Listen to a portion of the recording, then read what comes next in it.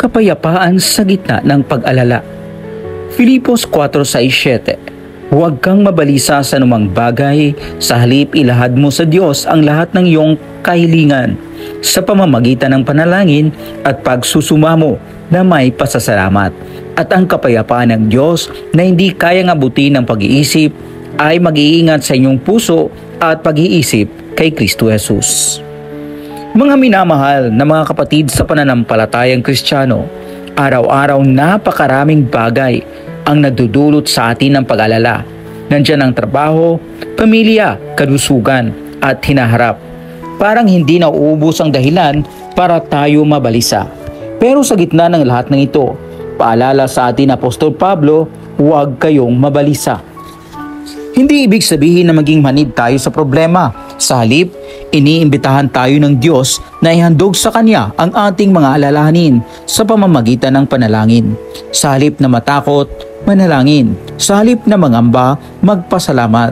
Dahil kapag lumapit tayo sa Diyos, ipinapangako Niya ang isang bagay na hindi kayang ibigay ng mundo, ang kapayapaan. Hindi ito basta simpleng katahimikan. Ang kapayapaang ito ay galing sa Diyos mismo, isang kapayapaang hindi kayang ipaliwanag pero kayang damhin. Kapayapaang nagpapalakas ng loob, nagpapahinga sa puso at nagbibigay ng katiyakan kahit hindi pa natin alam ang kinabukasan. Kaya kapatid, anuman ang pinagdadaanan mo ngayon, ilapit mo ito sa Diyos na makapangyarihan sa lahat. Sabihin mo ang laman ng puso mo, isigaw mo kung kailangan, manalangin ka na may pasasalamat. Dahil kahit sa gitna ng kaguluhan, may Diyos tayong tapat at handang makinig sa ating pangangailangan. At kapag ginawa mo ito, mararanasan mo mismo ang sinasabi sa Filipos 4:7, ang kapayapaan ng Diyos na mag-iingat sa inyong puso at isipan. Manalangin tayo.